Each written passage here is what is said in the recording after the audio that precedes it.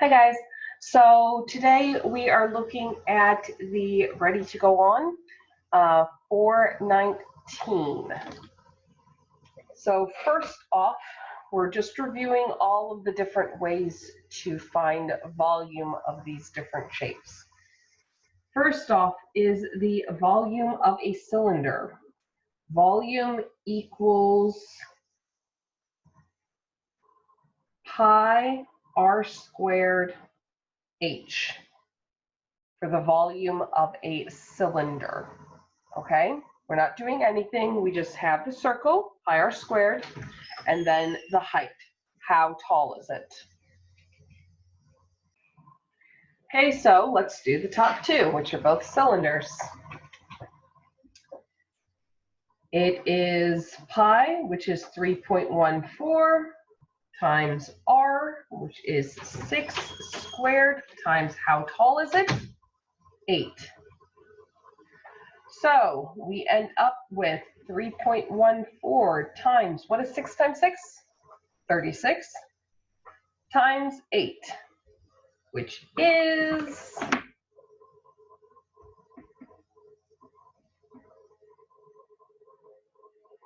150 and 72 feet cubed. Really? I don't know why it doesn't particularly want to do that. Number 2, once again, volume equals pi r squared h. For a cylinder, a can of juice has a radius of 4 inches and a height of 7 inches. So 3.14 times the radius, which is 4 inches, times the height, which is 7 inches. So 3.14 times 4 times 4, which is 16, times 7.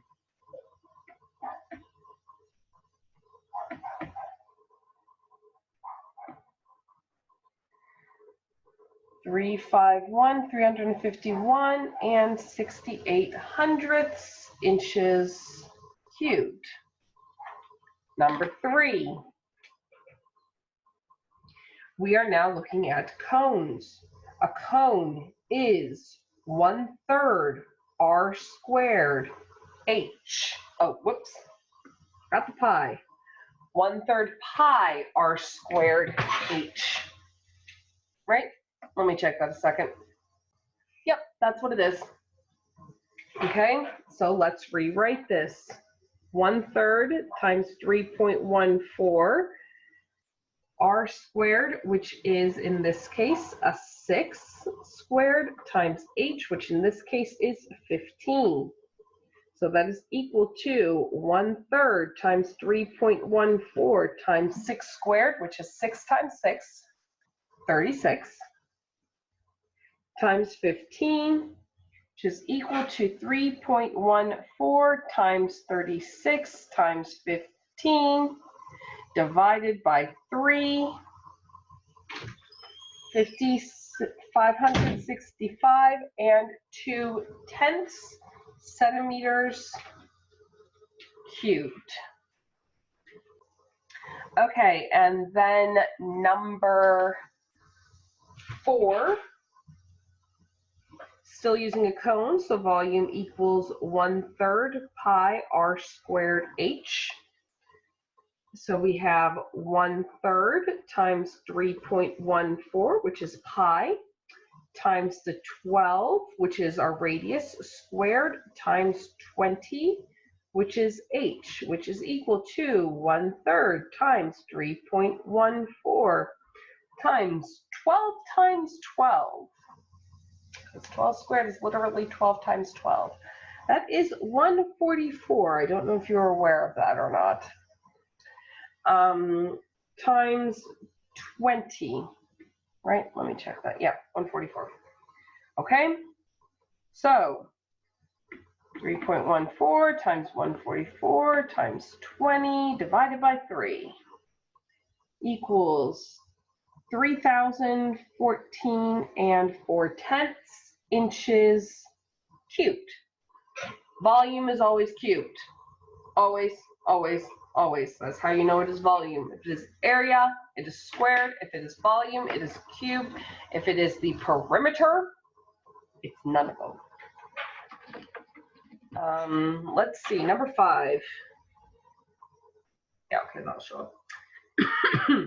Volume of the sphere.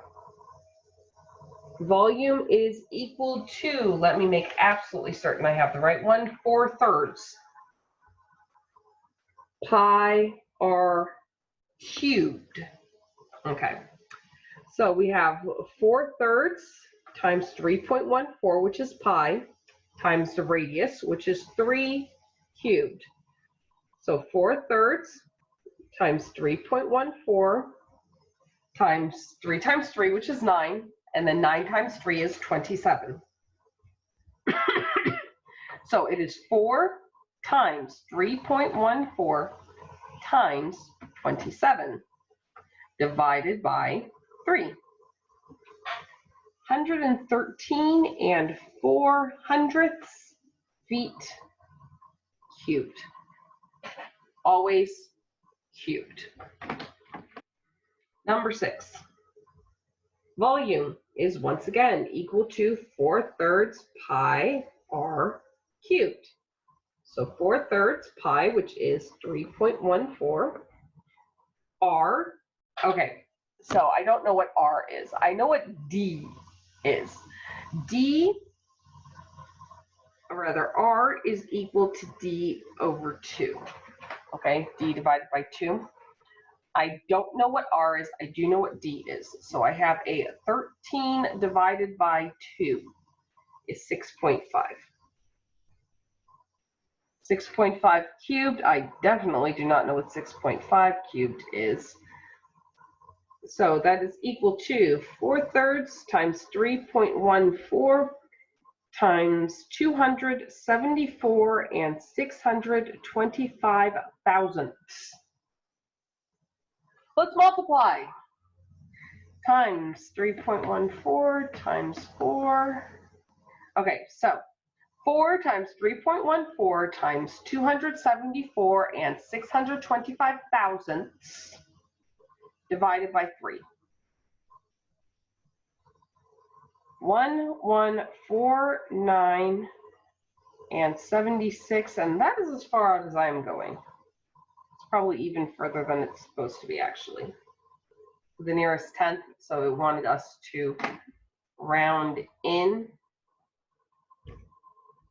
So all of these were supposed to be rounded in. So coming all the way up here to the very top, we're rounding to the sevenths. So it ends up being 150.7 feet cubed.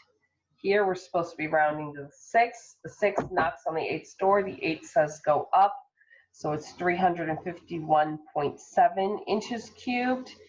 Here it is at the 10th. Here it is at the 10th. Here we're supposed to be going to there. 0 knocks on the 4's door. 4 says stay the same. So it ends up becoming 113 feet cubed. And down here, the 7 knocks on the 6's door. The 6 says go up. And so it becomes 1,149 and 8 centimeters cubed. Okay? So that's just all of them to the tenths place and how you round to the tenths place. I have allergies. Yay, I love allergies. All right, number 7. What measurements do you need to know to find the volume of a cylinder, a cone, a sphere? Okay, so let's just do this. I can fit this down here. For a cylinder or a cone, I need to know radius and height, the R and the H. For a sphere, all I need is the R, the radius. Pause it if you need to. I am moving on to the next page and I need a new sheet of paper.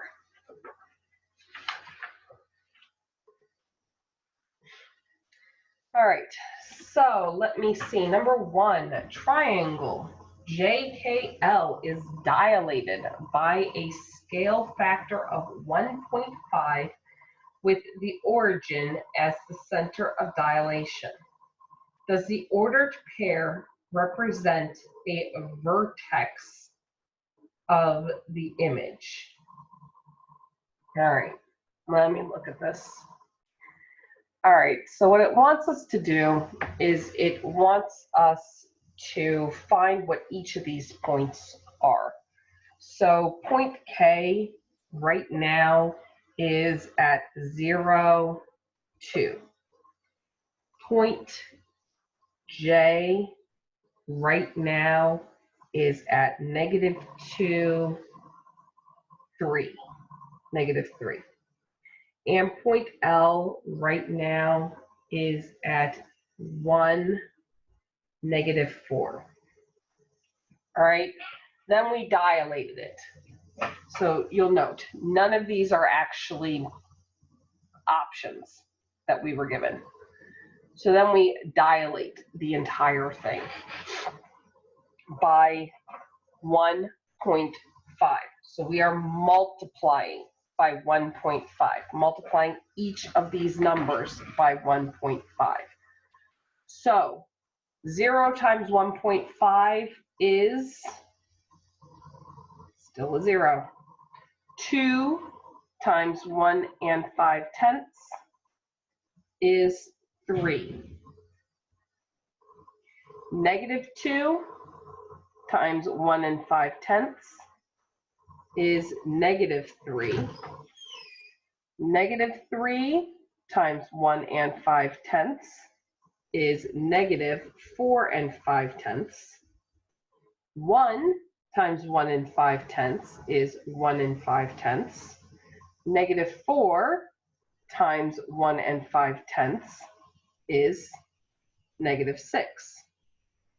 So then we go over here. Those are the points. Those are where it would be after the dilation. Now we go to A, B, and C, and we check. Are those points there? -3, -4.5. Yes, it is. So A is yes. 1.5, -6.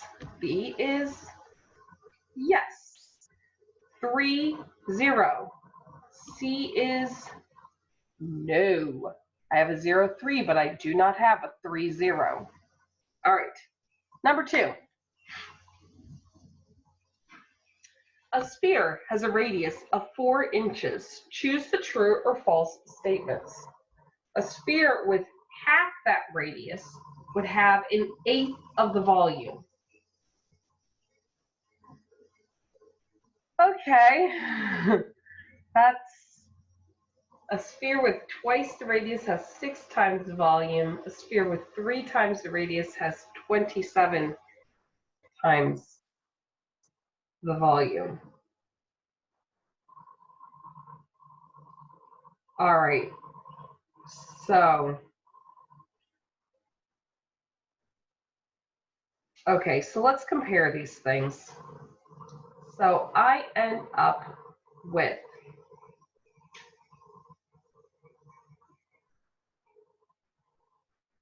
just a sec. So since the only thing that's actually changing here is the radius, the entire rest of it stays the same. And because it's a sphere, we only have one value that changes, just the radius.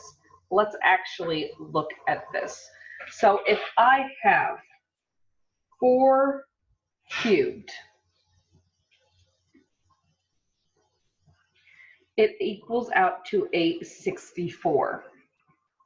Half of 4 is 2 cubed, which is literally 2 times 2, which is 4, times 2, which is 8.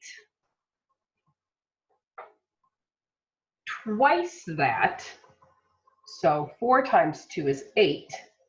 8 cubed is 512, and 3 times the radius. So 3 times 4 is 12. 12 cubed is 1,728. So what I need to figure out is what is the difference between these ones? And this is how I know, this is how I figure out what the difference is between them. I put them over 64.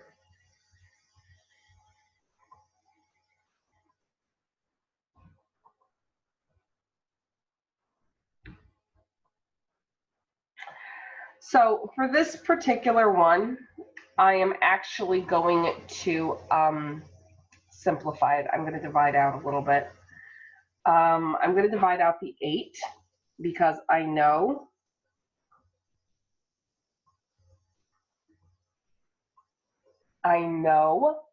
that 64 is divisible by 8, which is 1/8. So that one is true. Is it going to be 1/8? Yes, it most certainly is. This one, 512 divided by 64 is equal to 8. Is it going to be? No, it is not. That one is false. And this one, 1,728 divided by 64 is equal to 27. Yes, that one is true. Okay, do you see what I did there? There's only one thing that changes. And so I just found what the difference was, what the ratio was between the two, how much it is. And because it's saying times this much. So I can use my multiplication and division principles to figure out how much times that it is. Number 3. A pile of sand is shaped like a cone with a height of 4 feet and a base diameter of 13 feet. Each cubic foot of sand weighs 90 pounds. Does the pile of sand weigh more than a ton? Explain how you know.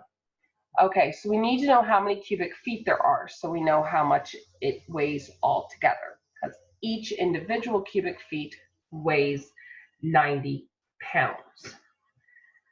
All right, so volume for a cone, 1/3 pi r squared h. 1/3 pi is 3.14. R is base diameter is 13. I cannot use that. I need to change it to a radius. So I have to divide it. 13 divided by 2, which gives me 6.5 squared. And then the height is 4.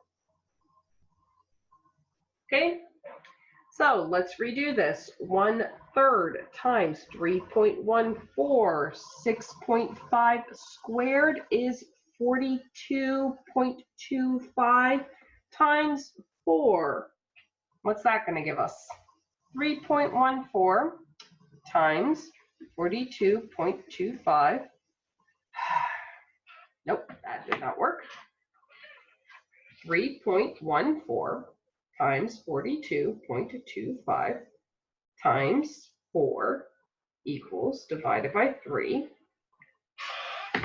So I have 176.88. I am then going to round to that 8, so it knocks on the other 8's door. That 8 says go up, and it becomes 176.9 feet cubed. Okay? Now, I need to know, is that going to be more than 2,000 pounds? So let's go. 176.9 times 90 pounds each, and find out what that is. 176.9 times 90 gives me 15,000 8,921 pounds.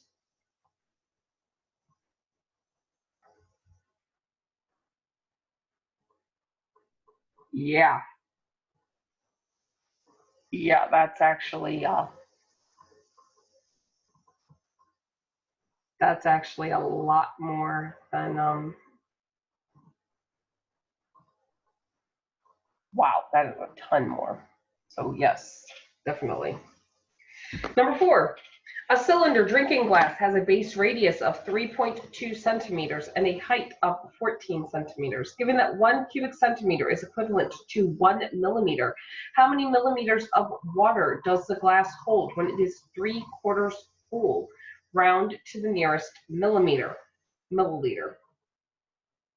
Okay, sorry, not millimeters, milliliters. I was misreading. Okay, let's give this one a shot.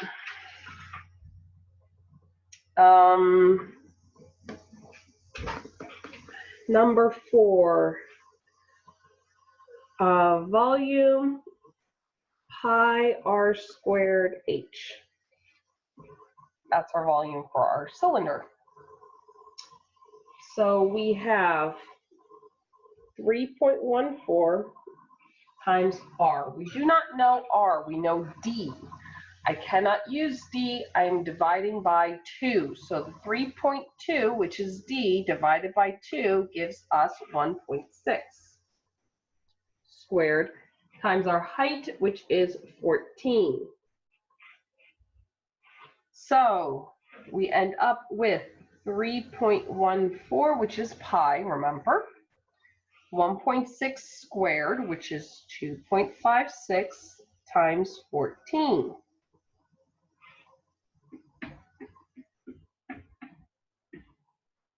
All of it together goes 2.5, 3, so on and so forth. I am rounding it right there. 5 knocks on the 3's door. The 3 says stay the same. So we end up with 112 and 5/10 centimeters cm cubed. Okay? Cubic centimeters. 112 and 5/10 cubic centimeters. Okay. So cubic centimeters equal to a milliliter. So it's telling us that if that is 112.5 cubic centimeters, it is also 112 and 5/10 milliliters. Okay, so those are the same thing, different units, same number. Then we need to find when it's 3/4 full. So we're going to multiply. 112 and 5/10 times 3/4. 112 and 5/10 times 3 divided by 4. 84 and 3/10, but this wants it to the nearest milliliter, so I'm going to stop there. It wants it to the 4. 4 knocks on the 3's door. 3 says stay the same. And so I end up with 84 milliliters are inside the container. Okay? Can you see that?